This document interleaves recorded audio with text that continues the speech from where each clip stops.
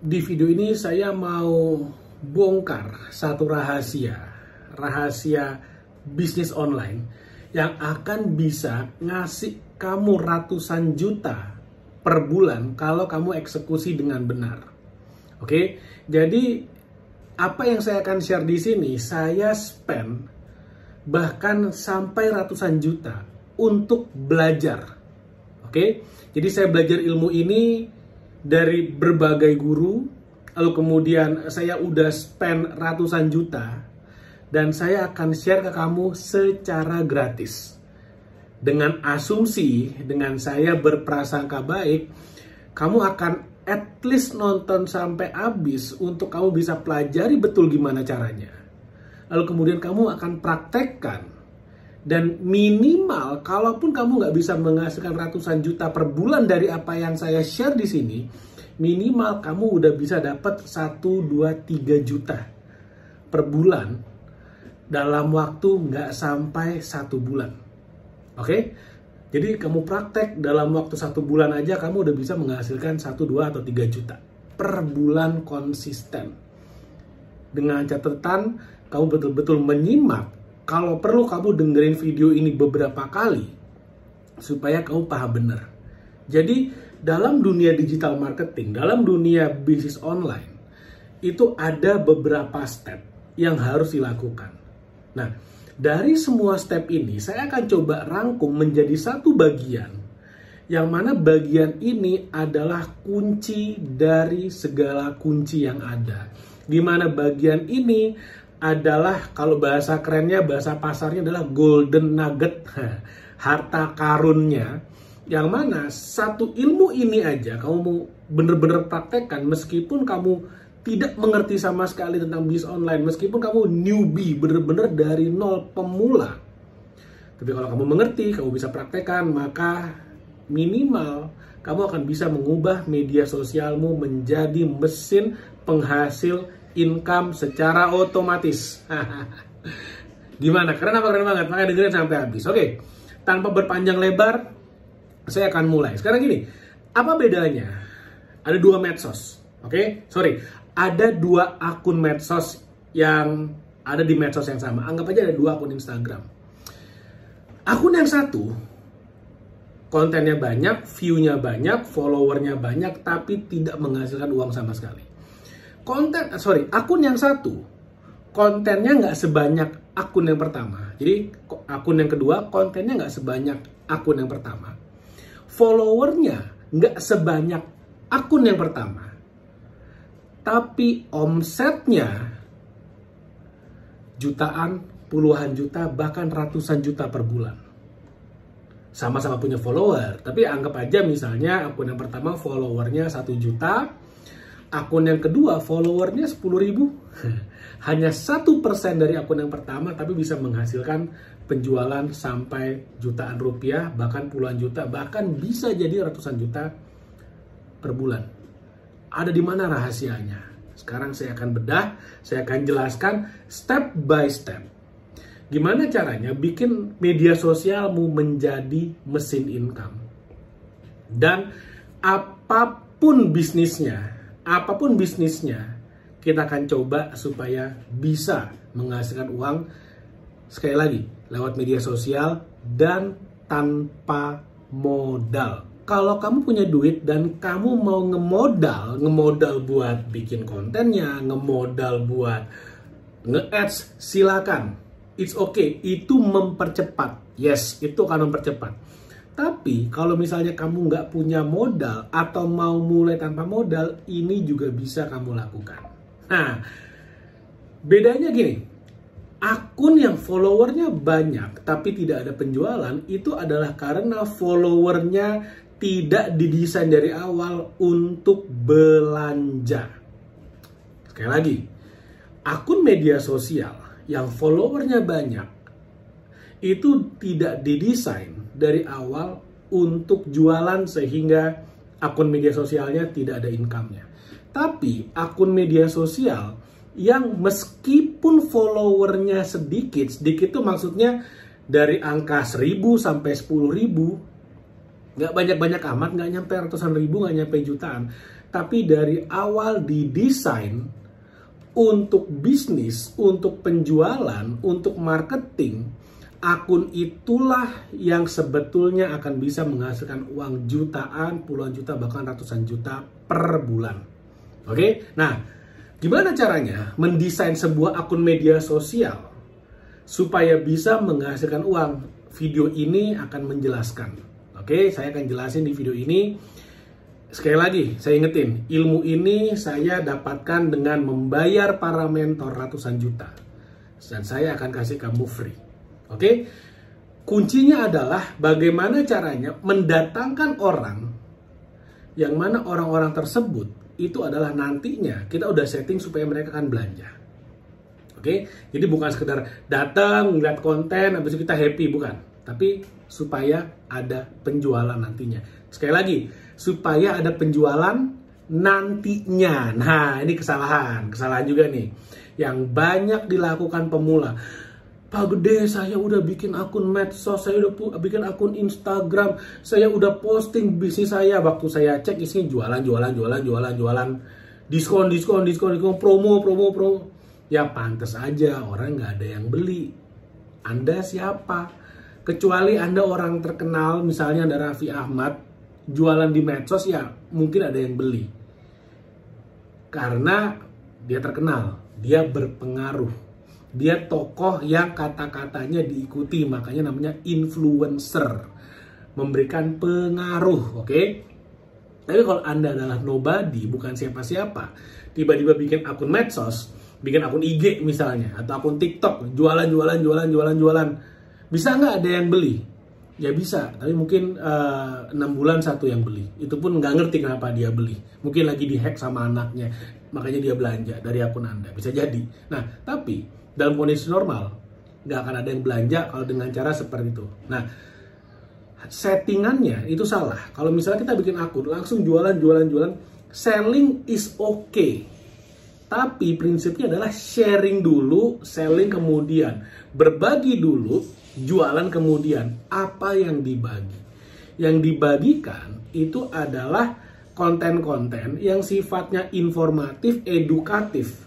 Kalau perlu informatif dan entertaining, dan edukatif dan entertaining. Informatif, entertaining, edukatif, entertaining. Jadi ya ada nilai hiburannya supaya orang suka nontonnya, it's okay, bagus banget. Tapi kalau nggak, minimal mengedukasi. Nah, kalau kamu bikin konten-konten yang sifatnya edukatif, misalnya kamu barangnya apa? Ya yang rada random deh, yang kepikiran pertama misalnya tentang perkebunan deh, gimana caranya bercocok tanam tuh kan. Kamu jualan pupuk misalnya, bayangin kamu jualan pupuk. Itu barang yang sangat komoditas banget. Pupuk, saya kasih contoh nih, pupuk aja udah. Nah, kamu jualan pupuk. Oke, tapi kamu punya target market. Target marketnya adalah orang-orang yang punya kebun di rumahnya dan mereka ingin kebunnya indah asri. Makanya kamu jualan pupuk kepada mereka. Nah, waktu kamu bikin media sosial, apa konten yang harus di-sharing? Saran saya, berikan edukasi. Gimana caranya menanam tanaman di rumah? Misalnya contohnya gini, gimana caranya nanam cabai di rumah supaya tiap hari bisa panen, sehingga nggak perlu ke pasar, nggak perlu ke supermarket beli cabai, tiap hari metik dari kebun. Gimana cara milih bibitnya, gimana persemaiannya, jadi dari bibit sampai dari biji cabai sampai jadi tanaman kecil, itu bagaimana tipsnya, gimana cara milih media tanamnya, ketika mereka udah mulai tumbuh, gimana caranya mindahin ke potnya atau mindahin ke tanah sekalian, gimana cara nyiramnya, gimana cara mupuknya, gimana cara supaya tumbuhnya sehat, besar, gimana caranya supaya cabenya banyak, gimana caranya supaya tahan hama, gimana caranya supaya tidak dimakan kucing mungkin, nggak dimakan sama bekicot mungkin. Itu semua bisa dipecah menjadi puluhan konten. Bayangin, satu tanaman bisa puluhan konten. Dan konten yang sama itu bisa di-remake lagi sebulan sekali atau 2 minggu sekali. Kamu bisa buat lagi, dikemas ulang, ganti bahasanya sedikit-sedikit, ganti video-videonya, kontennya bisa dimodif sehingga sebenarnya kontennya bisa jadi itu-itu saja, tapi kemasannya berbeda. Artinya kamu bisa punya unlimited konten. Itu baru cabai doang. Belum lagi kalau misalnya mau nanam kangkung misalnya. Belum lagi kalau mau nanam kangkung tapi di bawahnya ada kolam lelenya. Wah, itu kan makin seru lagi. Jadi gimana caranya? Ini baru bahas perkebunan. Perkebunan skala rumahan. Nah, kamu bikin edukasi seperti itu, maka nanti orang-orang yang akan melihat kontenmu akan melihat, wah ternyata kamu ini expert di bidang berkebun untuk skala rumahan. Oh, kamu expert nih. Lalu kemudian kamu bisa bilang, oke, supaya tanamannya sehat, pakailah pupuk ini. Nah, di sana kamu mulai nih branding gitu kan, mulai menampilkan brandnya, pakailah pupuk ini. Nggak langsung jualan. Biarkan orang-orang penasaran, biarkan orang-orang bertanya dulu. Nanti bisa jadi ada yang nge-DM, mulai ada yang komen. Mereka boleh nanya, Min, kalau misalnya saya nanam ini pupuknya bagusnya apa? Di sana, mulai tuh. Tawarin, pakai pupuk ini aja. Oh, kalau mau beli gimana caranya? Bisa langsung arahin ke WhatsApp, atau kamu bisa arahin langsung kasih rekening, atau kalau mau lebih elegan arahin misalnya ke Shopee, ke TikTok Shop. Nah, itu gagah banget. Itu jauh lebih asik, apalagi untuk pembeli awal. Biasanya kan, wah kita nggak tahu nih ini pembelinya penjualnya amanah nggak. Nah, kalau dilempar ke TikTok Shop, dilempar ke Shopee, itu akan jadi jauh lebih aman. Kenapa? Karena bagi si pembeli, dia akan ngerasa, oh sebelum barangnya nyampe, uangnya tidak akan disetor nih kepada penjual, sehingga sama-sama saling jaga keamanan. Itu top banget. Nah, jadi gimana caranya membuat orang-orang tertarik mau beli? Sekali lagi, message-nya adalah gimana caranya men-setting sebuah media sosial supaya menjadi media sosial yang bisnis, supaya menjadi media sosial yang jualan. Bukan sekedar bikin konten, joget-joget, orang suka nonton, akhirnya apa yang terjadi? Nggak ada yang belanja. Sayang banget, capeknya sama, tapi yang satu ngasilin puluhan juta per bulan, yang satu ngasilin puluhan view per hari. Kalau saya mendingan view-nya seperlunya, nggak usah banyak-banyak, tapi yang belanja banyak. Kalau saya lebih suka kayak gitu. Nah, makanya kenapa saya bilang kita harus membuat akun media sosial sedemikian rupa sehingga kita akan dinilai sebagai seorang expert di bidang tersebut. Kalau kamu adalah seorang pemain perkebunan, kayak tadi bisa jualan pupuk nih untuk dengan target market orang-orang yang ingin berkebun di rumah gitu kan. Jadi spesifik tapi demand-nya gede sebenarnya. Gimana caranya? Udah bikin konten-konten yang seperti itu. Gimana cara memupuk, gimana caranya nanam, gimana caranya milih bibit, gimana caranya bikin supaya pertumbuhannya maksimal. Oh, ini daunnya harus digunting, jadi maksimal pertumbuhan tanamannya. Nah, di sanalah kamu akan dilihat sebagai seorang expert. Ketika kamu dilihat sebagai seorang expert di bidang tersebut, maka para calon customer atau minimal para audience, para follower ini, mereka akan mulai bertanya, Min, kalau ini caranya gimana? Min, kalau ini caranya gimana? Min, kalau ini pupuknya apa? Kebetulan mereka nanya pupuk, kamu jual pupuk, kamu bisa arahkan. Oke, pakai pupuk ini. Kalau saya pakai pupuk ini, kamu bisa beli di Shopee, kamu bisa beli di TikTok Shop, kamu bisa beli Tokped misalnya. Silakan aja. Jadi, dengan kita membuat media sosial sebagai sebuah platform yang informatif artinya bisa mengedukasi orang, dari orang nggak tahu jadi tahu, lalu kemudian mereka dari nggak ngerti jadi ngerti, maka di sana akan muncul sebuah otoritas. Otoritas itu artinya kamu akan dianggap sebagai orang yang expert di bidang ini, sehingga kalau si follower mau nanya-nanya akan nanya ke kamu. Ketika mereka udah kamu bantu, kamu akan dianggap oke, ini orang berpengaruh di sini. Kamu akan dianggap punya pengaruh di sana, dan pada saat kamu menawarkan produk yang kamu jual, mereka kemungkinan lebih besar akan membeli. Mereka kemungkinan besar akan beli dari kamu. Kalau kenapa nggak beli dari kompetitor yang lain? Karena kompetitor yang lain, followermu nggak tahu mereka expert nggak sih? Mereka ahli nggak sih di bidang ini? Tapi kalau kamu, mereka udah tahu ya, atau mereka udah ngeliat kok postingannya, akunnya, kontennya, mereka udah lihat semua. Jadi di sana ada muncul trust, karena udah ada interaksi juga seperti itu. Nah, ini adalah cara bagaimana kita bisa membangun bisnis online dengan media sosial. Dan apa yang tadi saya share sepanjang video ini bisa kamu lakukan tanpa modal. Pertama, bikin media sosialnya, bikin akun IG, Instagram, gratis. Bikin akun TikTok, gratis. Bikin konten, gratis. Ngupload konten, gratis. Jawab komen, jawab DM, gratis. Arahkan mereka ke Shopee, orang belanja di Shopee, semuanya gratis. Nggak pakai modal. Pakainya apa?